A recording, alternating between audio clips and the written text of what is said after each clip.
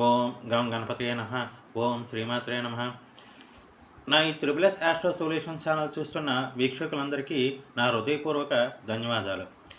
ఈ వీడియోలో మనం 2025 సంవత్సరం స్వాతి నక్షత్రం వాళ్ళకి ఏ విధంగా ఉండబోతోంది అనేది తెలుసుకునే ప్రయత్నం చేద్దాం.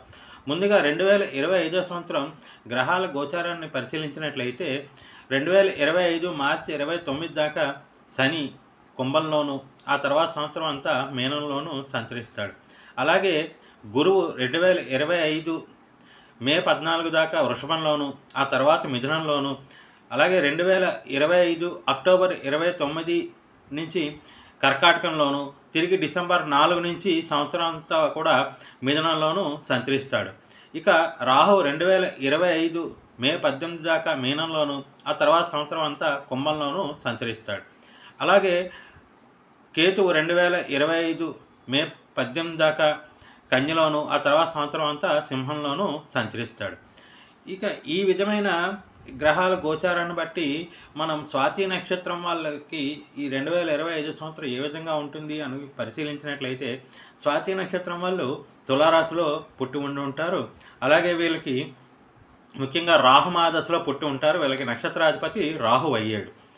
కాబట్టి వీళ్ళకి రాహు మహాదశ, ఆ తర్వాత గురు మహాదశ, ఆ తర్వాత శని మహాదశ, తర్వాత బుధ మహాదశ, ఈ 4 దశలు. ఎందుకంటే రాహు 18 సంవత్సరాలు, అలాగే గురువు 16 సంవత్సరాలు, తర్వాత శని 19 సంవత్సరాలు, బుధుడు 17 సంవత్సరాలు. సో ఈ 4 మేజర్గా ఎక్కువ వీళ్ళకి మహాదశలు జరిగే అవకాశం ఉంది జాతకులకి. అందుకని మనము ఈ 4 దశలు జరుగుతున్న జాతకులకి ఈ సంవత్సరం ఏ జాతకులకి ఎలా ఉండబోతుంది అనేది ఒకసారి పరిశీలించినట్లయితే, ఎవరైతే రాహుమహాదశ జరుగుతున్న విద్యార్థులు ఉన్నారో స్వాతి నక్షత్ర జాతకులు, వీళ్ళకి ప్రథమార్థము చాలా యోగదాయకంగా ఉంటుంది. ప్రథమార్థం అనేది చాలా యోగదాయకంగా ఉంటుంది. ముఖ్యంగా సైన్స్ రంగ విద్యార్థులకైతే చాలా అద్భుతంగా ఉంటుంది. మీరు ఆశించిన ఫలితాలు, మీ కష్టానికి తగ్గ ప్రతిఫలం అయితే దక్కుతుంది. అలాగే ద్వితీయార్థం కూడా ఒక మే నెల రోజులు తప్పితే ఒక 15 రోజులు ఇబ్బంది తప్పితే మళ్ళీ మే 14 నుంచి మీకు రాహుబలం తగ్గినా కానీ గురుబలం పెరగడం వల్ల మే 14 నుంచి ద్వితీయార్థం కూడా బాగుంటుంది. ద్వితీయార్థం కూడా బాగానే ఉంటుంది. కాకపోతే ద్వితీయార్థం కంటే ప్రథమార్థము మీకు అత్యుత్తమ ఫలితాలు వచ్చే అవకాశం అయితే ఉన్నది. ద్వితీయార్థము కొంచెం ప్రథమార్థంతో పోల్చుకుంటే కొంచెం ఫలితాలు అనేవి అంత ఆశాజనకంగా ఉండకపోవచ్చు, కానీ బాగుంటుంది. నిరాశాజనకంగా అయితే ఉండదు. ఇక ఎవరైతే ఉద్యోగస్తులు ఉన్నారో, ఈ స్వాతి నక్షత్రంలో పుట్టిన ఉద్యోగస్తులు ఎవరైతే ఉన్నారో, ఎవరికైతే గురుమహాదశ జరుగుతుందో వీళ్ళకి ద్వితీయార్థం చాలా అద్భుతంగా ఉంటుంది. ముఖ్యంగా మే 14 తర్వాత నుంచి వీళ్ళకి చాలా యోగదాయకంగా ఉంటుంది. అనుకున్న చోటికి ట్రాన్స్ఫర్లు కానీ, ప్రమోషన్లు కానీ,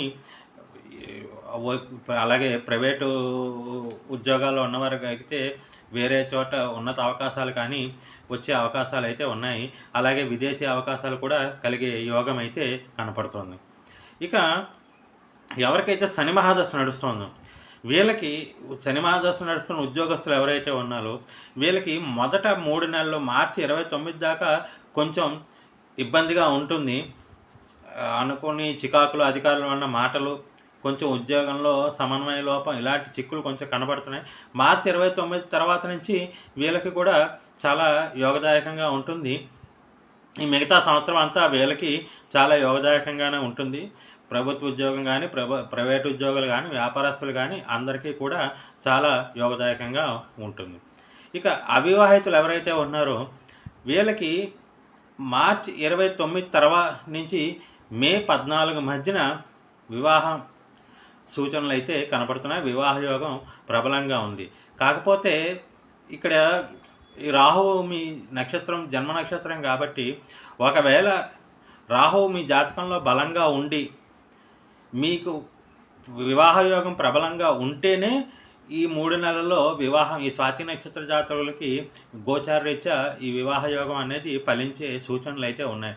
లేకపోతే ఈ సంవత్సరం అంతగా వీళ్ళకి అవివాహితులకు వివాహ యోగం అయితే కనిపించటం లేదు.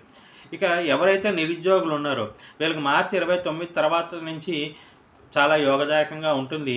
మంచి మంచి అవకాశాలు వాళ్ళు అనుకున్న ప్రతిభకి తగిన అవకాశాలనేవి లభించే యోగం అయితే కనిపిస్తుంది. ముఖ్యంగా మార్చి 29 నుంచి అక్టోబర్ 24 దాకా వీళ్ళకి చాలా యోగదాయకంగా కనిపిస్తోంది. ఇక ఆర్థిక పరంగా చూసుకుంటే మొదటి 3 నెలలు కొంచెం వీళ్ళకి ఆర్థికంగా ఒడిదుడుకులు ఎక్కువగా ఉండే సూచనలు కనపడుతున్నాయి.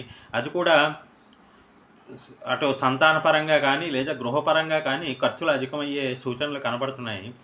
కానీ మార్చి తర్వాత నుంచి క్రమేపీ ఆదాయంలో పెరుగుదల ఉండి ఆర్థికంగా కూడా అంతా అనుకూలంగా మారుతుంది. మిగతా సంవత్సరం అంతా కూడా ఆర్థికంగా యోగదాయకంగానే ఉంటుంది. ముఖ్యంగా అక్టోబర్, డిసెంబర్ మధ్యన వీళ్ళకి ఆర్థికంగా మంచి కలిసి వచ్చే కాలంగా చెప్పుకోవచ్చు. ఇక ఎవరైతే మహిళలు ఉన్నారో మహిళలకి ఈ సంవత్సరం అంతా కూడా చాలా యోగదాయకంగానే ఉంటుంది.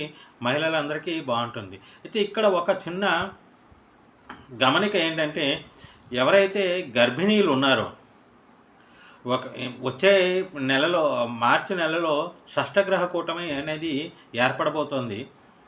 అది ఏదైతే మీకు కుంభరాశిలో ఏర్పడబోతోందో షష్టగ్రహ కూటమి, గర్భిణీ స్త్రీలు ఒకవేళ ఆ టైంలో కానీ డెలివరీకి సమయం దగ్గరగా ఉన్న మహిళలు ఎవరైనా ఉంటే వీళ్ళు కొంచెం ఆరోగ్యపరంగా జాగ్రత్తలు తీసుకోవాల్సిందిగా సూచన. ముఖ్యంగా మార్చి 26 నుంచి 30 తారీఖు దాకా కొంచెం జాగ్రత్తగా ఉండవలసిందిగా సూచన. కొంచెం ఇబ్బందికర పరిస్థితులు తలెత్తే అవకాశాలు ఉన్నాయి. అది ముఖ్యంగా ఎవరికైతే గురుమహాదశ నడుస్తున్న గర్భిణీలు ఉన్నారో వీళ్ళకి కొంచెం ఇబ్బందులు ఎక్కువగా ఉండే అవకాశాలు ఉన్నాయి. కాబట్టి ఎవరైతే గురుమహాదశ జరుగుతున్న గర్భిణీలు ఉన్నారో వీళ్ళు ప్రతి గురువారం ఇంట్లోనే శనగలు బుధవారం నాడు నానబెట్టిన శనగలు ప్రతి గురువారం ఇంట్లోనే సాయిబాబా పటం దగ్గర కానీ లేదా దక్షిణామూర్తి పటాన్ దగ్గర కానీ శనగలు నానబెట్టిన శనగల్ని నైవేద్యంగా పెట్టి కుటుంబ సభ్యులతోనూ దాన్ని ప్రసాదంగా స్వీకరించడం ఒక మంచి పరిహారంగా ఉపయోగపడుతుంది. లేదు ప్రతి గురువారం మీ దగ్గరలో ఎవరైనా చిన్నపిల్లలు ఉంటే చుట్టుపక్కల ఎవరైనా చిన్నపిల్లలు ఉంటే వాళ్ళకి పసుపు రంగు మిఠాయి స్వీట్ని వాళ్ళకి తినిపించండి. అది కూడా మీకు మంచి పరిహారంగా ఉపయోగపడుతుంది. ముఖ్యంగా ఈ మార్చి నెలలో గురువారాలు అయితే తప్పకుండా ఈ పరిహారం చేసుకోకండి. మీకు ఈ షష్టగ్రహం కూటమి వల్ల వచ్చే ఈ గర్భిణీ స్త్రీలకు వచ్చే ఇబ్బందులు చాలా వరకు తగ్గి అనుకూలతలు అయితే పెరిగే అవకాశం అయితే ఉన్నది. ఇక ఎవరికైతే వ్యక్తిగత జాతకంలో రాహుమహాదశలో పుట్టుంటారో వీళ్ళకి వ్యక్తిగత జాతకంలో కానీ గురువు కానీ అనుకూలంగా లేక లేదా గురువు కానీ పాపయుక్తుడై ఉండి ఒకవేళ గురుమహాదశ జరుగుతున్న జాతకులైతే ఈ సంవత్సరం కొంచెం వాళ్ళకి ఈ స్వాతి నక్షత్ర జాతకులకి ఆర్థిక పరంగా ఇబ్బందులు అనేవి కొంచెం ఎక్కువగా కనపడుతున్నాయి. అలాంటి జాతకులు ప్రతి గురువారం క్రమం తప్పకుండా గోసేవ చేసుకోండి. లేదా శనివారం నాడు ఏదైనా మీ దగ్గరలో ఉన్న కుక్కకి గోధుమ రొట్టె తినిపించండి.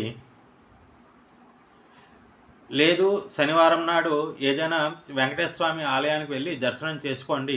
ఈ సంవత్సరం అంతా మీకు మంచి ఉపశమనం కలిగే యోగం అయితే కనపడుతోంది. ఇక ఈ ఛానల్ చూస్తున్న వీక్షకులందరికీ నాదొక చిన్న విన్నపం. నా ఈ ఛానల్ మీకు నచ్చినట్లయితే సబ్స్క్రైబ్ చేసుకోండి, లైక్ చేయండి, అలాగే మీకు తెలిసిన నలుగురికి షేర్ చేసి నన్ను ఎంకరేజ్ చేయండి. ఓం శ్రీమాత్రే నమః.